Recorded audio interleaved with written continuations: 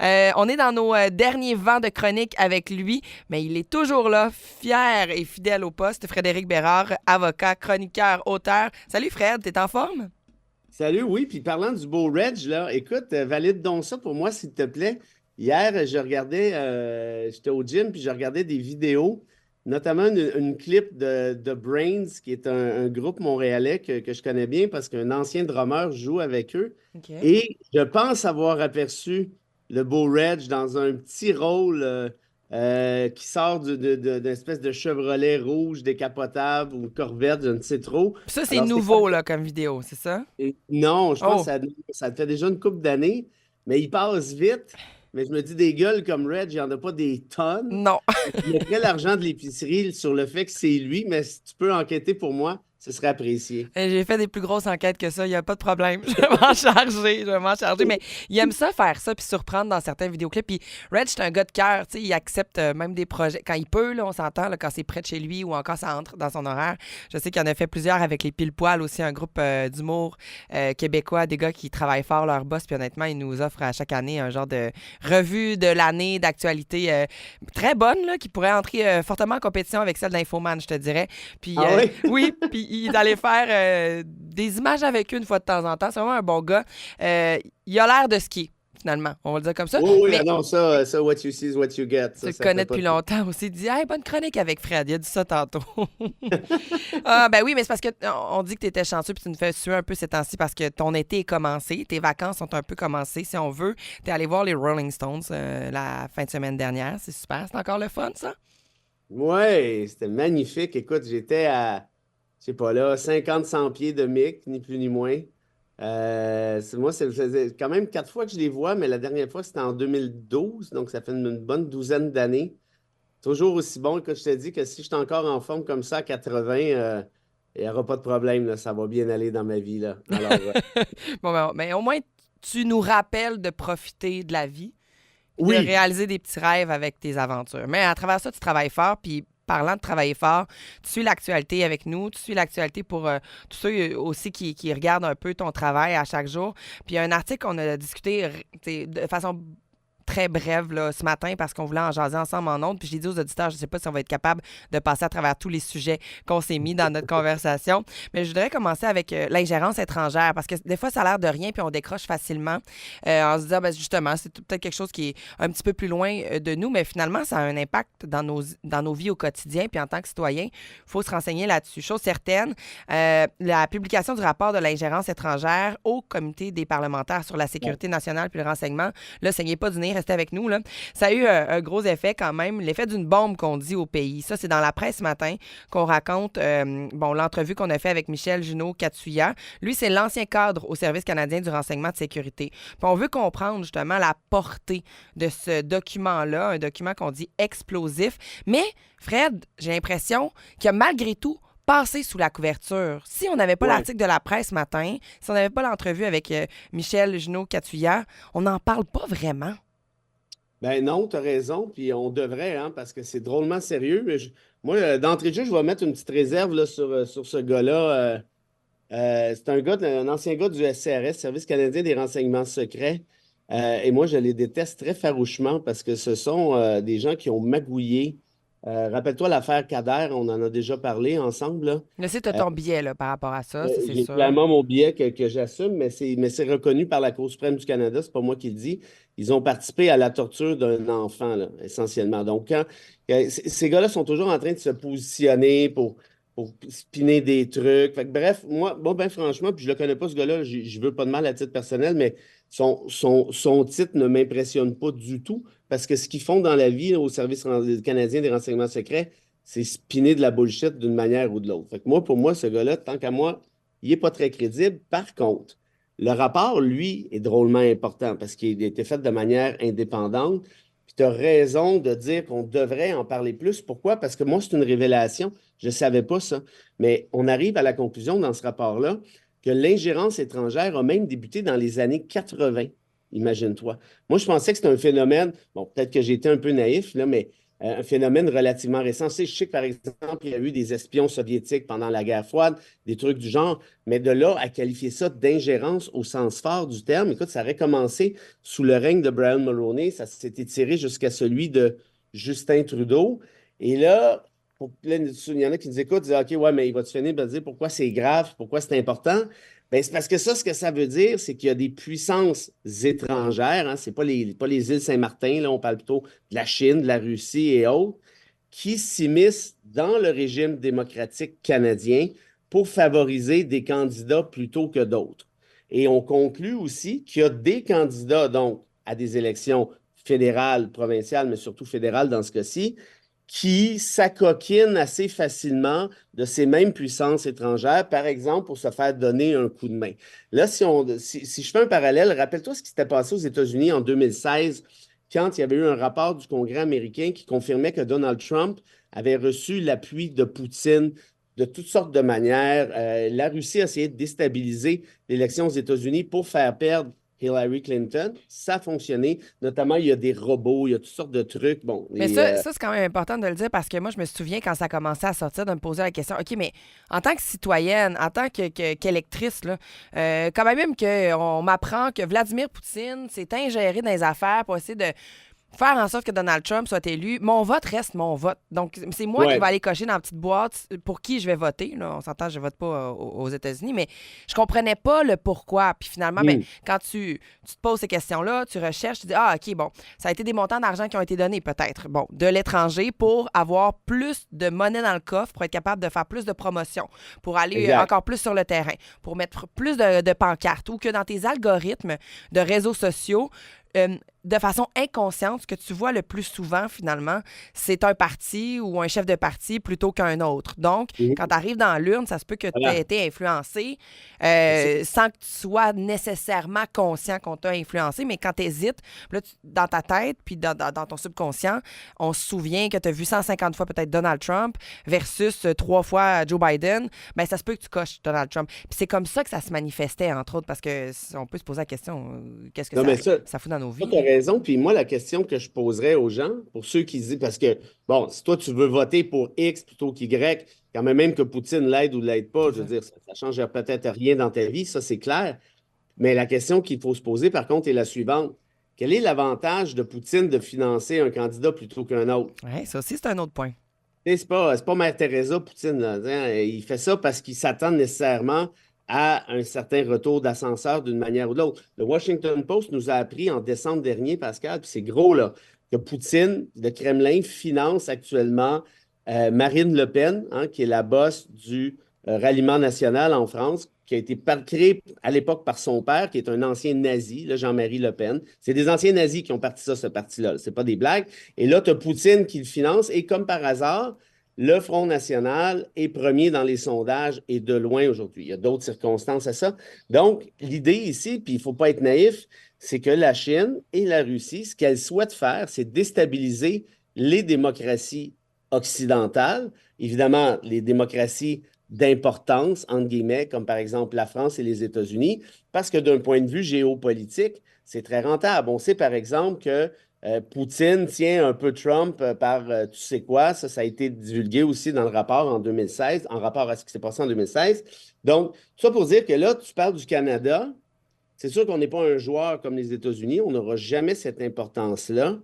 Mais quel est l'intérêt pour la Russie de contrôler certains pions ici? Quel est l'intérêt pour la Chine? Bref, c'est de la géopolitique. On dirait que ça sort tout droit d'un espèce de film sur Netflix, mais c'est la réalité. C'est ce Mhm. que nous confirme le rapport. Et ça peut jouer aussi pour la suite des choses, juste en termes de données, d'avoir des accès à des données, sans qu'on Bien les ait sûr. données, justement, en cadeau. Ben, admettons que tu as échangé certains dossiers ou autres, puis eux sont très forts en tout ce qui a trait à l'espionnage ou encore entrer dans des systèmes, quand nos systèmes, on les connaît très bien et la sécurité qui s'ensuit, là, ben, c'est là où ça peut être un petit peu problématique. Puis on s'entend que, justement, la stratégie, elle est étoffée depuis des années. On apprenait que c'était depuis 1980. On fait un peu dur là-dedans. Puis c'est dur aussi de retourner la médaille de bord. Là. Il y a Ah ben oui. beaucoup de choses qui ont été faites déjà. Là. Non, puis dans le rapport, c'est bien écrit, c'est détaillé, hein?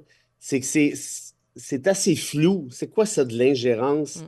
étrangère. Ça se multiplie par un paquet de petits gestes, parfois des plus grands gestes, mais c'est relativement difficile à bien définir. Tu sais, par exemple, tu as des comtés au Canada, au Québec, où il y a une forte concentration de néo-Canadiens, de néo-Québécois de telle origine.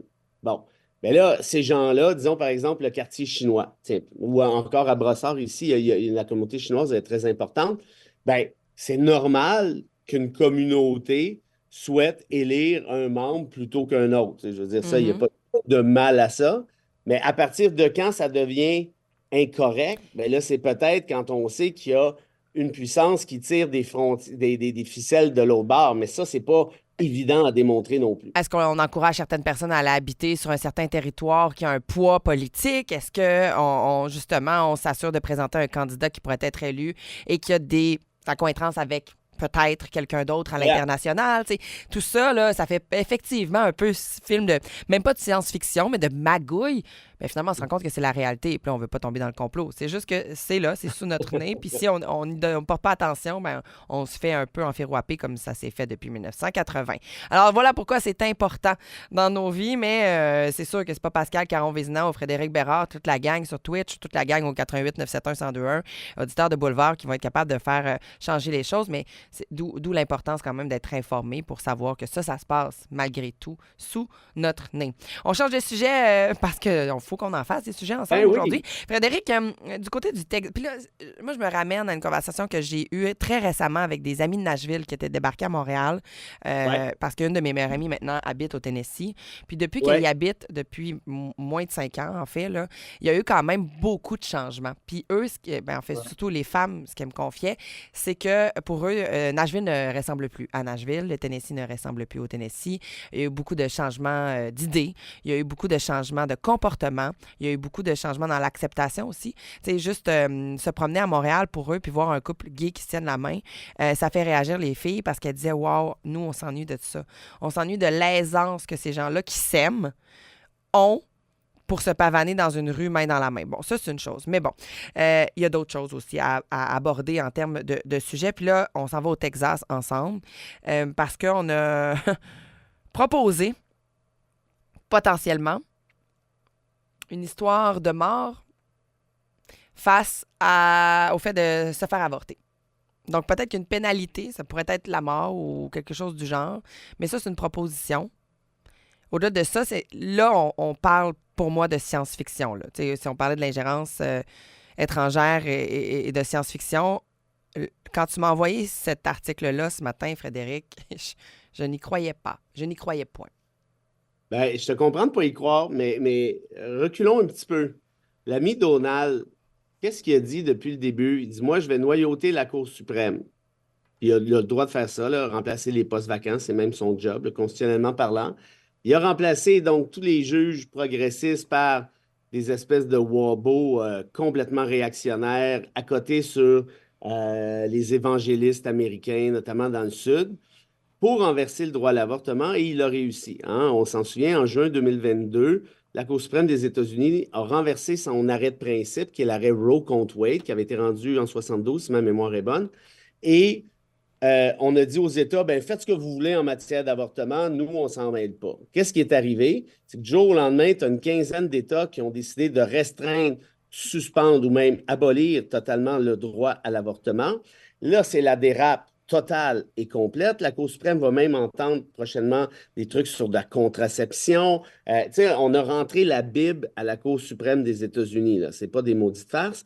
Ce qui fait que, ce que je t'ai envoyé par rapport au Texas, c'est en fait, on va se le compter, là, on va le dire franchement, c'est d'appliquer la peine de mort à une femme qui se fait avorter. Pas compliqué, là, c'est ça. Il le Et, voit comme une mort pour une mort. Là.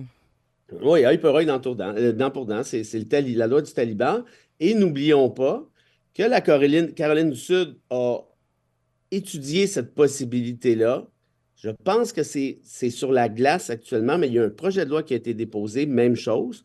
En Ohio, ça c'est en novembre, décembre, janvier, il y a une femme qui a fait une fausse couche dans sa salle de bain, qui a été accusée au criminel d'avoir profané un cadavre.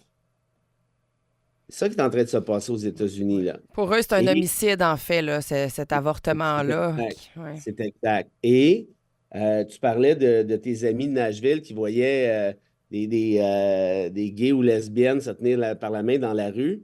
Aux États-Unis, au moment où on se parle, Pascal, il y a plus de 400 projets de loi visant à retirer des droits à la communauté LGBTQ d'une manière ou de l'autre. Les trans sont très, très visés, là, mais il y a aussi les gays et lesbiennes de manière générale. Il y en a plus de 400 qui sont en train de rouler actuellement. Donc, tout ça pour te dire quoi? Cette société-là s'en va dans le drain. Puis moi, ça a toujours été, écoute, depuis mon premier livre, moi, ça s'appelait La fin de l'État de droit. OK? Et je le disais, j'ai dit, ça va mal finir, là. On ne peut pas commencer à retirer des droits comme ça pour le fun en disant, ah, ben, c'est pas grave, il n'y a pas de trouble. Parce que quand tu commences à faire ça, tu sais quand ça commence, justement, mais tu ne sais pas quand ça arrête. Et là, tu vois, tu as des démagogues comme Trump et compagnie qui jouent là-dessus. Et quand tu parlais Ouais, jouer, là, je veux juste faire une parenthèse. Est-ce que c'est juste. T'as-tu l'impression, ça va être une impression pour Frédéric, là, as-tu l'impression que c'est juste du marketing politique, là, rendu là, ah où, ben où il oui. est convaincu que c'est la bonne chose à faire? Parce que Oh, mais j'ai de la misère à comprendre, Fred, un recul à ce point, une réintégration de la religion autant en politique puis dans les droits humains. Puis j'ai aussi beaucoup de difficultés à comprendre. Puis ça me saisit, là. Comment est-ce qu'on peut ne pas. Tu sais, en politique, là, l'idée conservatrice là, a toujours été associée à l'économie, la religion. Pourquoi est-ce qu'on n'a pas de parti où on est capable de diviser peut-être une façon plus aride de gérer l'économie, là, une façon plus rigoureuse, une façon où, en fait, un parti où l'économie est de devant, là, comme un peu, on le voit souvent au sein de partis un petit peu plus de droite, mais avec des droits et des valeurs humaines mises de l'avant. Pourquoi est-ce que, puis t'es plus vieux que moi, là, tu sais, je m'excuse, je veux pas t'insulter, mais pourquoi est-ce qu'on n'est pas capable non, de voir ça en j'ai pris très politique? vieilli. Pourquoi on n'est pas capable de voir ça en politique, un genre de mélange entre économie et droits humains. Pourquoi est-ce qu'on catégorise tout le temps gauche et droite? Qu'est-ce qui se passe? Oui, mais il faut faire attention parce que tu sais, tu peux être conservateur et ne pas avoir de problème avec les droits Mais c'est individuels, hein. ça, mais j'ai l'impression qu'il y en a beaucoup des citoyens Ben, comme ça, des gens qui vont voter, qui ont cette façon d'approcher la politique-là, mais... là, ça s'est perdu au Canada là, depuis les années Harper. Je pense pas que ça va s'améliorer avec Poilievre parce que je sais, il y en a beaucoup qui l'aiment, Poilievre, notamment parce qu'ils sont écœurés de Trudeau, puis c'est bien Mhm. correct, légitime, mais on va se dire les vraies affaires, là. Actuellement, il y a 40 députés conservateurs et conservatrices, parce qu'il y a des femmes là-dedans, à Ottawa, qui sont ouvertement contre l'avortement. Ça, c'est sans compter ceux qui n'osent pas le dire. Pense-y. Le Poilievre dit, on ne va pas discuter de ça. Oui, je comprends, mais là, tu as 40 députés qui sont contre l'avortement. Ils l'ont dit, c'est clair, c'est net, c'est précis. Tu as vu, tu as même un autre de ces députés, là, il y a 2, 3 jours, qui est allé dans un podcast qui dit il faut suspendre le droit à l'avortement, il faut suspendre le mariage gay et autres.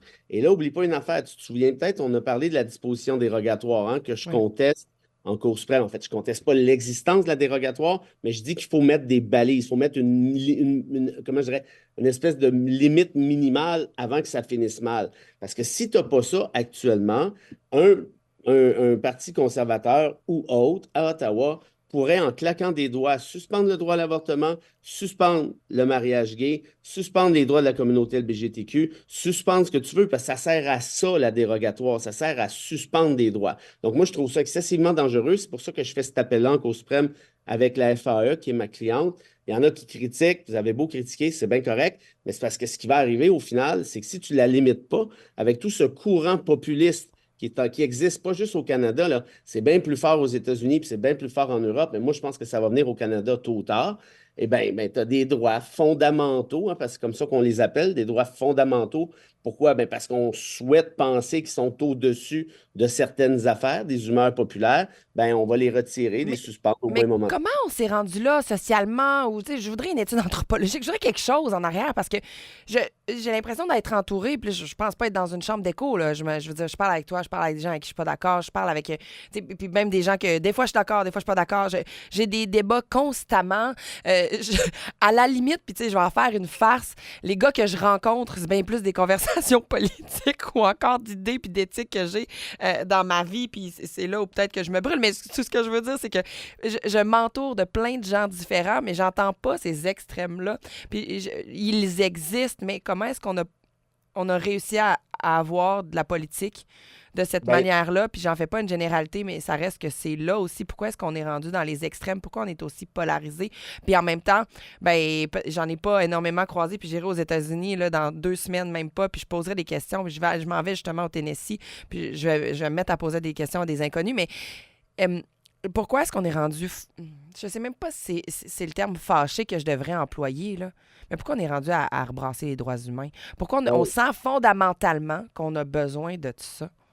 tu vois, il ne faut pas oublier, hein, les droits humains sont nés après la Deuxième Guerre mondiale, Mhm. après l'Holocauste. Hein, il y a un corpus en droit international, le droit interne avec des chartes, chartes québécoises, chartes canadiennes et autres.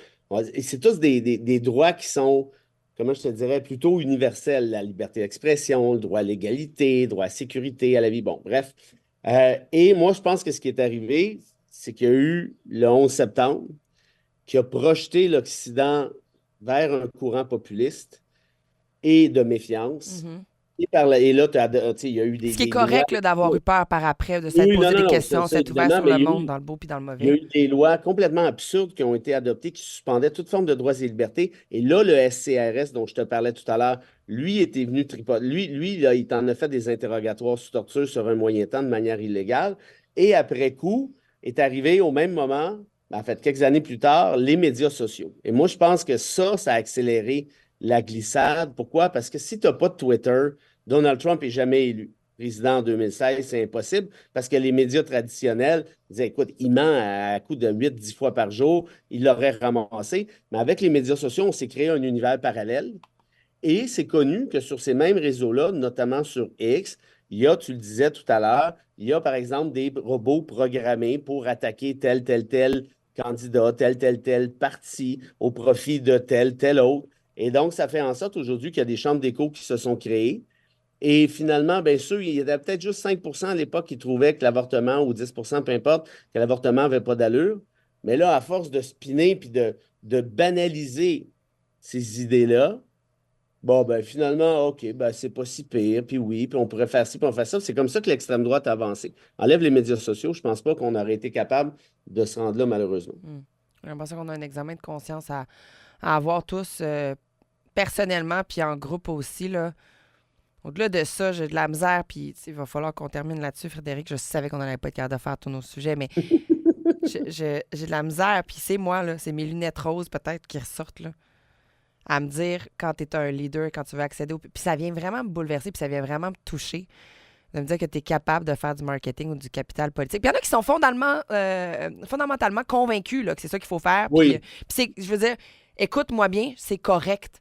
Chacun a une opinion, une façon de voir les choses. Si la religion est tellement présente dans ta vie que tu as l'impression qu'une femme tue un enfant quand elle se fait avorter, même si tu d'un vol, puis peu importe, puis qu'elle devrait avoir la peine de mort, je dis pas que c'est la façon dont je pense, puis je pourrais lutter fortement contre ça, puis je vais le faire, tu sais, avec mes mots, puis... Mais je vais pas m'empêcher de me dire, cette personne-là, tu sais, la religion l'a endoctrinée sur une façon de penser, puis c'est comme ça qu'elle pense. Mais Mhm. si tu es un leader puis tu utilises le capital politique là-dessus pour te faire élire, puis tu te dis, au pire, moi, je vais mourir puis je vivrai pas les conséquences qui seront Mhm. associées à ça parce que j'ai un certain âge ou puis je vise personne, je vise les gens qui sont en politique Mhm. pour se faire élire, mais je me demande vraiment où est-ce qu'on est rendu. Puis c'est là où que je pense qu'on a un devoir de citoyen de ne pas se faire leurrer par quelqu'un que c'est sa position, Mhm. son opinion, puis réellement ce qu'il pense, puis ce qu'il veut défendre, puis c'est dans ses entrailles, versus quelqu'un qui va utiliser ce qu'on est comme individu, comme personne, comme marketing politique et, et outil à un dessin. Puis comprenez-moi pas un dessin qu'un enfant dessine, un dessin a un but. Ça, je crois qu'on doit être vraiment plus alerte sur la manière dont on peut nous utiliser. Et c'est là peut-être qu'il y aurait une différence. C'est peut-être ça qui va faire la différence. Mais c'est aussi difficile, je pense, de s'en rendre compte parce que c'est de la manipulation. Mais il y a un devoir, je pense, collectif à avoir, puis c'est de réfléchir à qui nous utilise au final. Ça sera ça, ma prise de parole. As-tu quelque chose à ajouter, toi, Frédéric, de ton côté? Tout ce que je peux dire, c'est que le vent de face, il est tellement fort. Je pense qu'il est trop tard, malheureusement, parce que regarde les élections européennes, là, sont en train l'extrême droite est en train de rentrer partout. Ça va pas bien finir, là, malheureusement. À moins qu'il y ait une espèce de soubresaut que je vois pas venir qui surgit là. Mais ça a besoin d'arriver vite, disons ça de même. Mais tu comprends la réflexion que j'ai en disant si tu te fais élire, parce que c'est vraiment ce que tu penses, puis c'est vraiment tes opinions, même si je suis en désaccord, c'est ce que tu es, versus quelqu'un qui va utiliser les citoyens pour accéder au pouvoir. Ça, on dit la même affaire. Moi, ça, j'ai toujours pensé, c'est pas la population, moi, que je juge, mais c'est les politiciens qui manipulent. Tu sais, comme Ouais. Saint-Pierre Plamondon, là, quand il est sorti à l'automne contre les toilettes mixtes, contre la professeure qui était transgenre, puis il voulait des trucs à l'Assemblée nationale, puis tu penses-tu qu'il pense ça dans la vie? Voyons donc. Il s'en fout comme dans l'an 40 des maudites toilettes mixtes. C'est quoi ça, ces niaiseries-là? Y a-tu vraiment un politicien qui a plus que 8 de quotient qui s'achale sérieusement des toilettes mixtes? Ça existe depuis que je suis tout petit, des toilettes mixtes. Virez pas fou avec ça. Des drag queens, On fait un show. Pourquoi? Parce qu'on essaie de craquer une base. Mais moi, si tu le penses réellement, je suis d'accord avec toi. OK, moi, je pense que c'est un peu fêlé, mais c'est pas si grave. On Mais va avoir des débats d'idées, puis on va se battre oui, contre. exact, on va s'obstiner. Mais si tu le penses pas, puis tu emploies ce discours-là pour craquer une base, t'es méprisable, pour pas dire autre chose. On dit la Parce que même chose. Trump, by the way, là, il est pas contre l'avortement, Trump. Il s'en fout de l'avortement, mais total. Mais on utilise ça parce que c'est devenu, tu l'as très bien expliqué à mon avis, un point de marketing essentiellement, politiquement parlant. Merci, Frédéric Bérard. Salut Pascal CV. Ah, bon mardi. Bye bye. Bye. Frédéric Bérard, avocat, chroniqueur, auteur. Vous pouvez reprendre sa chronique très